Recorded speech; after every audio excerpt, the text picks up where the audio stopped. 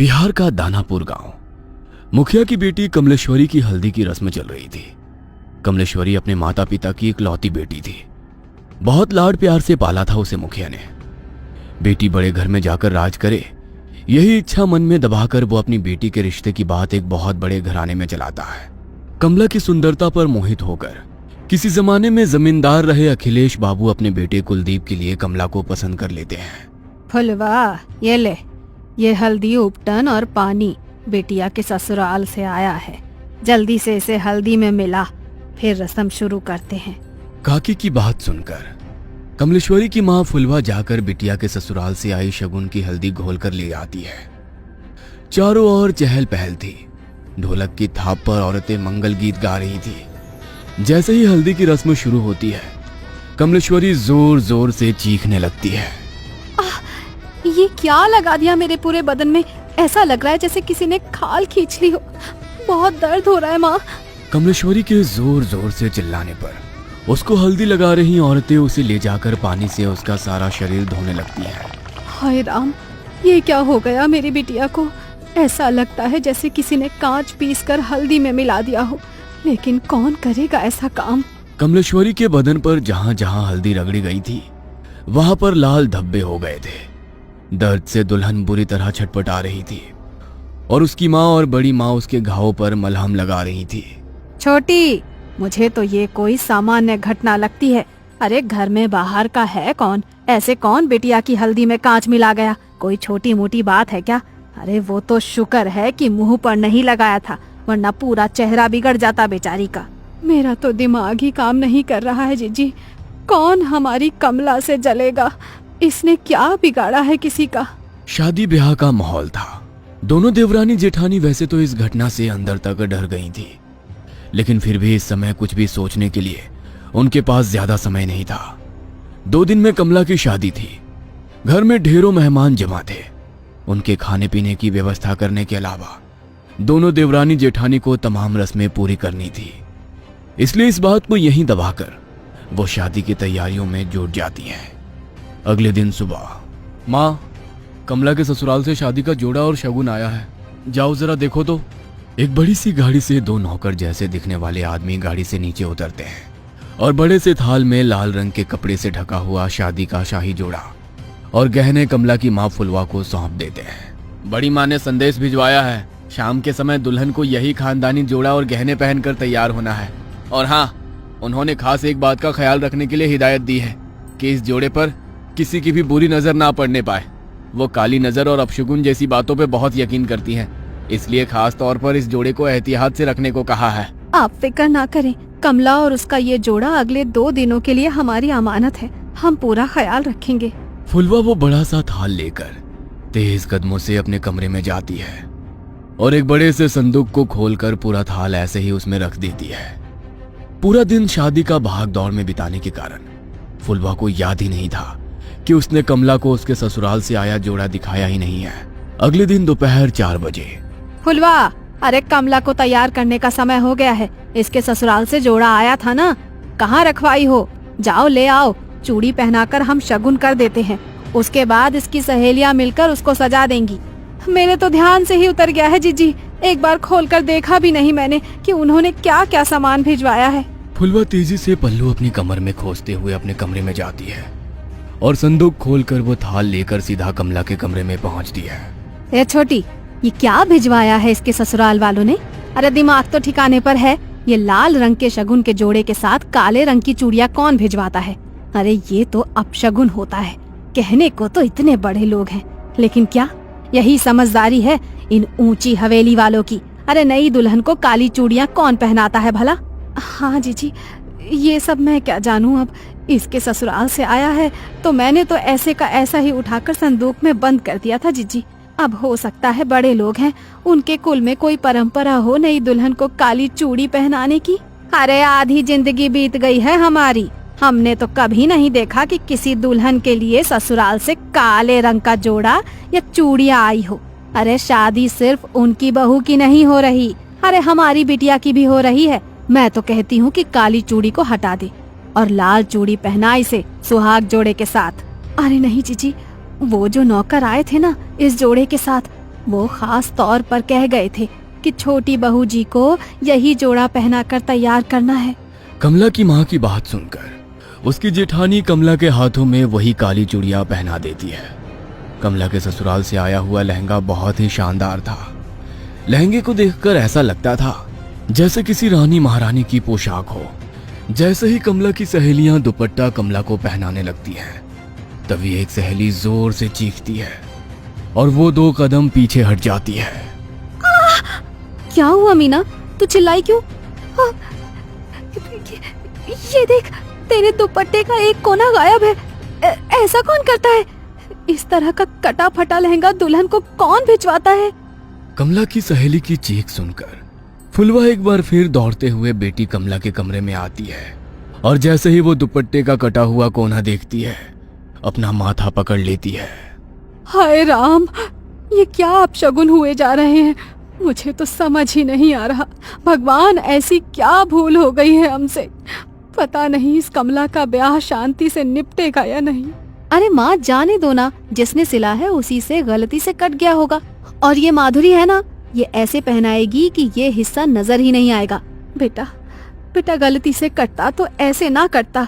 तेरा दुपट्टा देखकर साफ समझ में आ रहा है कि किसी ने जानबूझकर इसका एक दुपट्टा काट कर निकाला है। अरे माँ जी, ऐसा क्यों करेंगी? और ऐसा तो हो नहीं सकता कि यहाँ भेजने से पहले उन्होंने लहंगा देखा ना हो। जरूर दर्जी से गलती से कट गया होगा। फुलवा अपने पति के पास जाकर, ए जी सुनिए ना, कुछ तो अपशगुन हो रहा है, कुछ तो है जो ठीक नहीं है। हम ये शादी करके ठीक तो कर रहे हैं ना? बार बार ऐसे संकेत मिल रहे हैं कि कुछ अनहोनी होने वाली है। अरे तुम औरतें बस शगुन अपशगुन ही करती रहो हर समय। इतने बड़े घर का रिश्ता ढूंढ कर लाया तेरी बेटी के लिए। नौकर चाकर राजमहल सब है उनका, और क्या चाहिए तुझे? सारा जीवन दिया लेकर ढूंढोगी तब भी ऐसा लड़का नहीं पाओगी अपनी बेटी के लिए। हाँ। पति की गुस्से से भरी आवाज सुनकर फुलवा चुपचाप जाकर मंडप सजाने लगती है। जयमाल के लिए पूरी तैयारियां हो चुकी थी। कुलदीप आकर अपने स्थान पर बैठ गया था। दूसरी ओर से कमला को उसकी सहेलियां पकड़कर मंडप की ओर ले जा रही थी। कुछ पल पहले शर्म से लाल होता उसका चेहरा धीरे धीरे बदलने लगा था। अचानक ही उसके चेहरे के हाव भाव बदलने लगते हैं और वो उसका हाथ पकड़कर लेकर आती उसकी सहेलियों को पूरा जोर लगाकर दूर धकेल देती है। देखते देखते खूबसूरत तरीके से सजे अपने बालों को नोच नोच कर वो बाहर निकालने लगती है और जोर जोर से चीखने लगती है। कमला बेटा, होश में आ, क्या हुआ है तुझे? कमला बिटिया, अरे बेटा बोल ना, क्या हुआ है? तू ऐसे क्यों चीख रही है? बोल तो। मुझे बहुत दर्द हो रहा है माँ, कुछ है मेरे बालों में, कुछ है इसमें। बेटी के इतना कहते ही उसकी माँ और बड़ी माँ तेजी से उसके बालों को खोलकर कुछ देखने लगती हैं। तभी बालों का एक बहुत बड़ा सा गुच्छा जमीन पर गिरता है, जिसे देखकर फुलवा की चीख निकल जाती है। बड़ी माँ कमला के बालों को देखती है तो पाती है कि सर के एक हिस्से के बाल पूरी तरह से गायब हो गए हैं और वहां पर एक गोल घेरा जैसा बन गया है। अरे ये कैसे हो सकता है? अरे ऐसे कैसे अपने बाल टूटकर जमीन पर गिर पड़ते हैं? किसी की काली नजर लगी है हमारी बच्ची की खुशियों को। अरे इतनी सारी बातें एक साथ होना कोई संयोग नहीं हो सकता। कमला अभी भी घबराकर अपनी माँ के गले लगी हुई थी और जोर जोर से रो रही थी। फुलवा, बिटिया को ले जाओ और जाकर इसका हुलिया ठीक करो और फिर से जयमाल के लिए लेकर आओ। समय निकला जा रहा है, दामाद जी इंतजार कर रहे हैं। पता नहीं, लगता है आज का मुहूर्त ही गलत है। आप बिल्कुल भी फिक्र मत करिए बहन जी। कमला अब सिर्फ आपकी जिम्मेदारी नहीं है, वो हमारे घर की बहू भी है। मैं समझ सकती हूँ कि उसके ऊपर इस घटना का कितना बुरा प्रभाव पड़ा है। हमसे जो संभव हो सकेगा हम वो सब करेंगे, लेकिन फिलहाल मुहूर्त निकला जा रहा है। शुभ मुहूर्त पर शुभ काल कर लेते हैं। बाकी बिटिया की मानसिक स्थिति का हम हवेली में पूरा ख्याल रखेंगे। और हाँ, बात को ऐसे ही जाने नहीं देंगे, आप बेफिक्र रहिए। अपनी सास शशि की बातें सुनकर कमला थोड़ी शांत हो गई थी। ब्याह का सारा उत्साह छू हो गया था और बुझमन से ही कमला मुरझाए चेहरे और बिखरे बालों में ही कुलदीप के गले में माला डाल देती है। फेरों के बाद 1 मिनट ठहरे बहन जी, क्या काले रंग की चूड़ियां बेटी को पहनाने की आपके यहाँ कोई रस्म है क्या? अरे नहीं, उल्टा हमारे यहाँ तो बहुत अपशगुन मानते हैं, लेकिन आपने भिजवाई तो हमने मजबूरन पहना दी। हमें लगा नहीं पहनाएंगे तो शायद आपको बुरा लगेगा। क्या बात कर रही हैं आप? हम बहू के लिए काली चूड़ियां क्यों भिजवाने लगे भला? जरूर आपको कोई गलतफहमी हुई है। मतलब आपने कमला के लिए ये काली चूड़ियां नहीं भेजी थी? हरगिज नहीं, हमने तो लाल रंग का राजस्थानी चूड़ा भेजा था, खास तौर पर मंगवाया था बहू के लिए। सारी घटनाएं एक बहुत बड़ी अनहोनी की ओर इशारा कर रही थी। आपके घर पर ही लगता है किसी ने कोई काला जादू किया है, तभी तो आपके घर में रखे सामान पर ये सब हुआ। मुझे लगता है कि कमला की भलाई इसी में है कि वो जल्द से जल्द घर से दूर चली जाए। तुम ठहरो छोटी, मैं जरा पहले बिटिया की नजर उतार देती हूँ, उसके बाद कमला की विदाई करेंगे। बड़ी माँ दौड़ कर जाती है और कुछ सामान अपनी मुट्ठी में लेकर कमला के पास आ जाती है। मनी मन मंत्र बुदबुदाते हुए वो 5 बार कमला के ऊपर से मुट्ठी में लिया हुआ वो सामान उतारती है, और आखिरी बार जैसे ही वो कमला के सिर पर से नजर उतारने के बाद उसके माथे को छूती है, उसे एक जोरदार झटका लगता है और वो उछलकर दूर जा गिरती है। ये सब देखकर सभी लोग स्तब्ध थे, जुबान जैसे हलक में अटक गई थी। समझ ही नहीं आता कि आखिर हो क्या रहा है वहां। कमला बेटा, तुम ठीक तो हो ना? अच्छा हमें बताओ, अभी तुम कैसा महसूस कर रही हो? ठीक हूँ मैं माँ जी। चिंता मत करो, उनका पैर फिसल गया होगा इसीलिए गिर पड़ी। अपने मन में कोई वहम मत लाओ। शशि अपनी समधन फुलवा के पास आकर कहती है, अभी तो हम बहू को लेकर अपने घर जा रहे हैं। हमारे दरवाजे पर भी तमाम रिश्तेदार जमा हैं।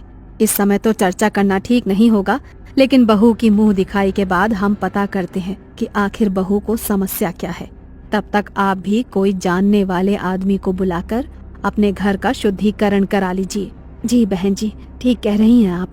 वैसे हमारे बड़े बुजुर्ग कहते हैं कि शादी विवाह में अगर पूजा पाठ में कुछ गलती हो जाए ना, तो पितृ नाराज हो जाते हैं, और कई बार पितरों के नाराज होने पर भी कई तरह के अपशगुन हुआ करते हैं। हो सकता है जो कुछ हम सोच रहे हैं वैसा ना हो, और ये सब पितरों का ही क्रोध हो। हम पितरों की शांति के लिए भी हवन करेंगे, आप लोग फिक्र मत करिए। दोनों समधन गले मिलकर एक दूसरे से विदा लेती हैं और बारात कमला को लेकर विदा हो जाती है। ससुराल आने के बाद बहू की गृह प्रवेश से लेकर मुंह दिखाई तक की सारी रस्में बहुत ही शांति से संपन्न हो जाती है, जिससे शशि और कुलदीप के मन को बड़ी तसल्ली मिली थी। उन्हें लग रहा था कि शायद जो भी बला थी वो बहू के मायके में ही पीछे छूट गई और ये सब शांत हो गया हो। लेकिन कहते हैं ना, जब कोई बहुत बड़ा तूफान आने वाला होता है ना, तो उससे पहले एक लंबी खामोशी होती है।